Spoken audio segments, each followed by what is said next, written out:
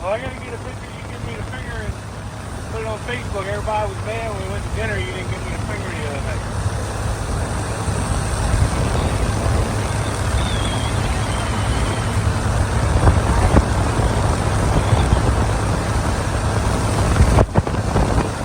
That's the Vienna Bridge.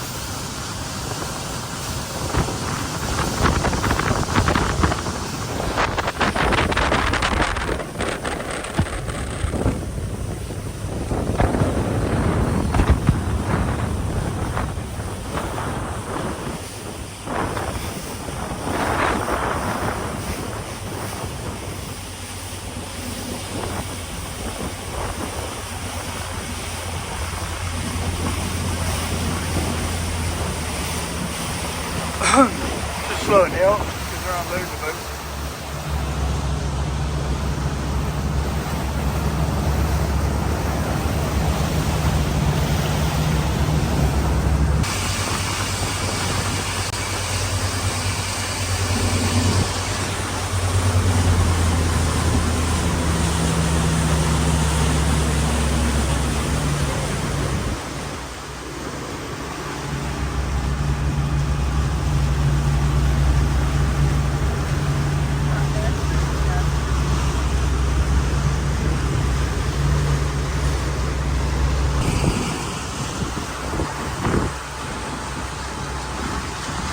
See, the same way they haul the stone, then they scoop it out, but they just cover that so it doesn't get wet.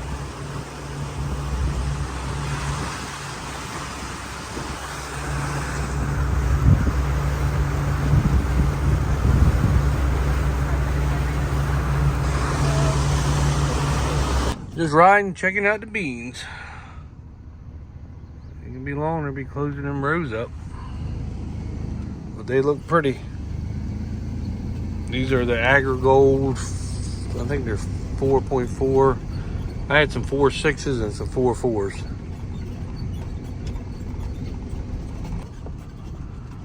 Yep, they look good.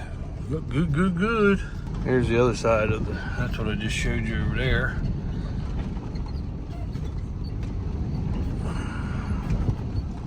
Damn, they don't look good. They're coming along pretty nice, pretty nice. But they look good. Very happy with these things. Planting them at like 169, 170,000 population. This is where I pulled in a field, unfolded the planter, refolded it, and came in with the sprayer. But other than this little spot right here where equipment went a lot, and this right here is a pretty sandy field, and they still come up beautiful. I think we have a groundhog problem right there in that bare spot. I think there's a hole. Actually, I know I can see 2 holes. Right there. My brother over here to focus on them. He's a groundhog killer. It's just a little field on the Look, Anthony, pretty beans.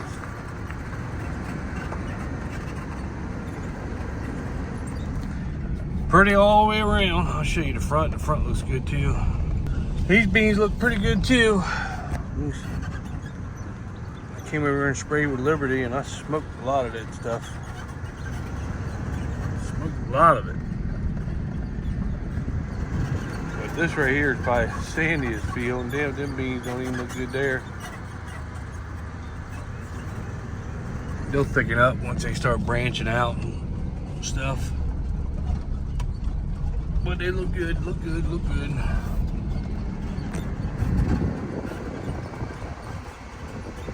So let's just hope they get growing good. We get some rain. We're supposed to get some rain today, they're talking about. After lunch, but we'll see. Who knows?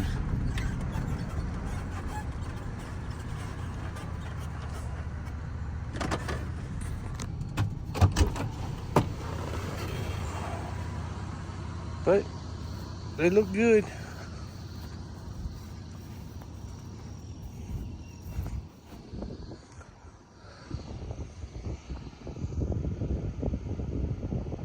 Look really good.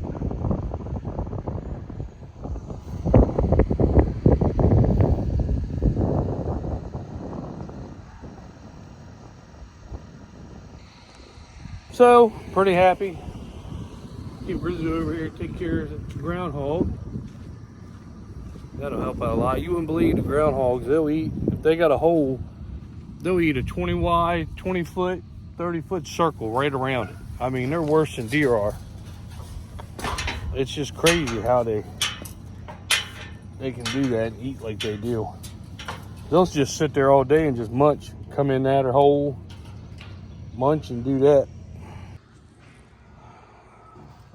Can't see. Them, small green things in.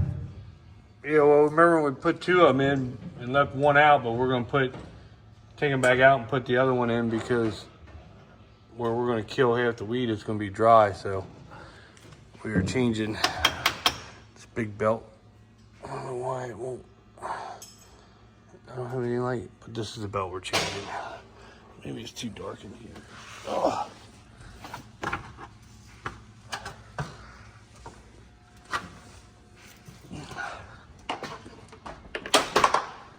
All right, so we were working on the combine today, getting ready for wheat.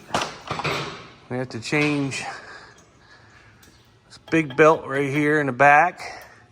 My brother's up top. We have I don't know why it's so dark. We have an oil leak somewhere up on one of these hoses. Just a slow leak. But when you run there, it's coming from somewhere, so he's gonna tighten the hose clamps up. We can't find the hose that's bad. And we're gonna put small grain concaves in. We got 2 of them in. We left 1 of them out to the big wire, but we're gonna put the 3rd one in. And yeah, gave her a bath. So now we are doing a little bit of maintenance on her that we found. We had some problems. We thought she was ready, but she's not. So just gave her an inspection and she's not good to go. So I have several belts in the back. So last year, or year before that with COVID, you couldn't get any parts. Oh, and here's another thing. If anybody has, well, actually they make them for case or deer. This thing right here, this is the lifesaver for your grain, whatever. When you hook the header up, she comes out, it magnetizes to your header because she's flat. It really saves us from getting junk thrown up underneath the cab like you normally do. Stops anything from getting on top of the feeder house, but and the grain that does get thrown up on there, it rolls, once you got her stretched out, rolls right back in the header. So definitely a game changer getting one of them. But we do got, here, I'll throw it up this side.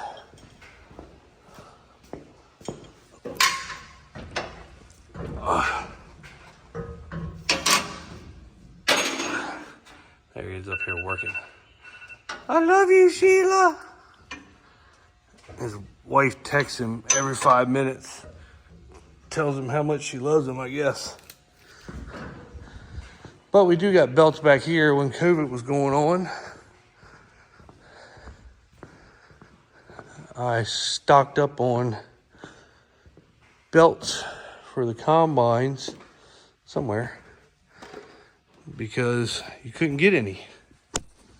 And the ones that you could get, they had them back ordered forever. So here is the big belt that I need. There's a bunch of like the fan belt, and there's a whole bunch of belts here. I got a whole bunch of other belts somewhere. Whole bunch of header parts, bearings, whole bunch of stuff that we need. Because with our Atlantic tractor, they don't keep nothing in stock. So every time you broke down, you got to wait a week to get anything.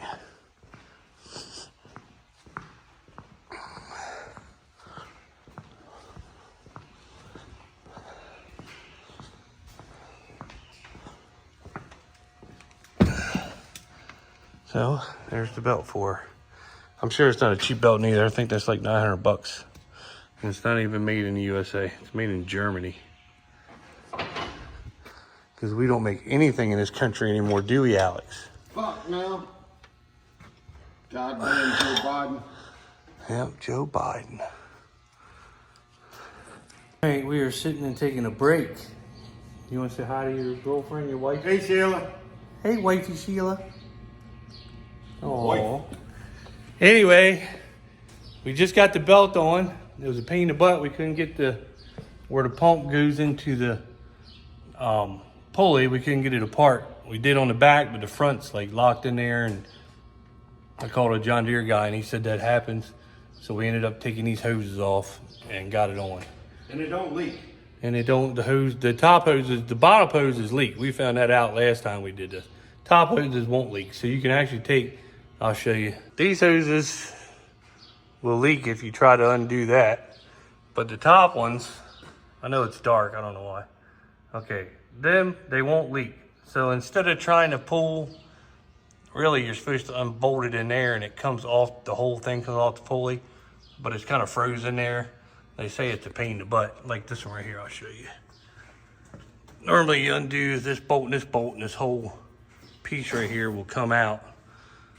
But we couldn't get it out of the top, so we ended up just undoing the hoses and pulling the belt around it that way, and they didn't leak. So just in case you ever try it to get the big belt. When you take that guard out, you can just slide it. Yeah, that guard just slides out. We thought that we had unbolted up there, but actually it just slid out right there. Slid out right here. So you can get it out of the way easy. We actually messed with it longer than we actually should have, technically. And you roll it on from the bottom to the top. Yeah, rolling on from the bottom to the top. But she's on there now. So we got that fixed. We got an oil leak, or we had one somewhere. I think it was one of them. We tightened them up a little bit. So we're just gonna have to run her and see if we can find if it's dripping anywhere or not. So now we just gotta change the one concave, and because when we had her in here servicing her, we did everything else to her. So we changed that one concave in there and she is good to go. So we'll probably show you the concave. I tried to get my, I got a little stand for my camera, and I was gonna show you what the process of putting that belt on. I know some of y'all are probably like, oh, we don't need to know, it's easy. Well, good for you. Yeah, I think it sucks putting a belt on a John Deere combine. They're full of belts. And if you got an inside belt bad, you got to take all the outside belts off to get to the one belt. So you pretty much are all day doing it, getting to an inside belt. All these belts right here, if you had to change one in there, you got to take all these off to get to that one.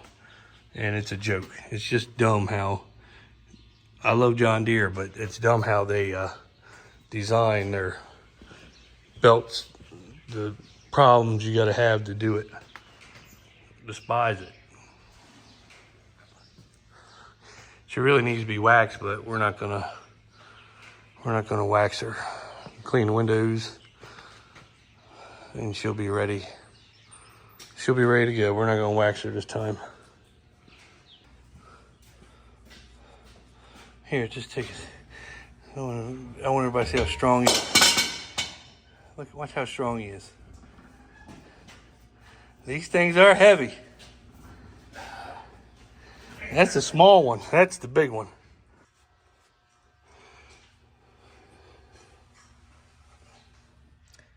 Got all the small wire put in.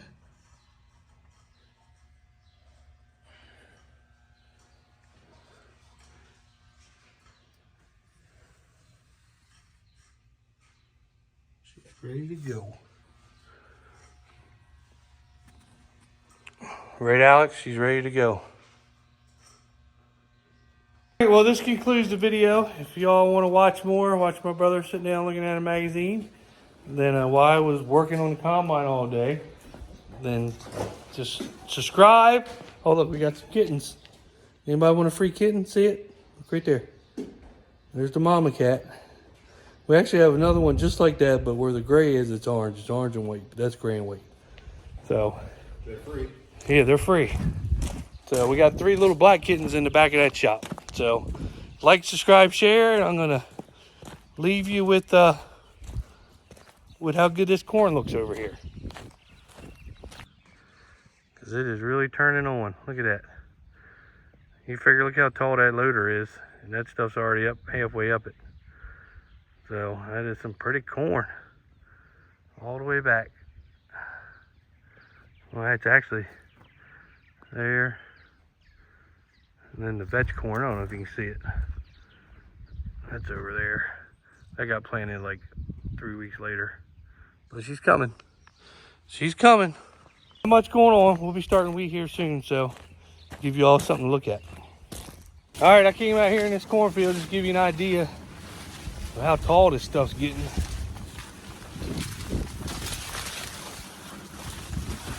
From the last video, look at that. And I'm standing up, I'm not hunched down, but that's as tall as me almost. So some of it's probably taller. So it's getting tall. Corn's getting tall.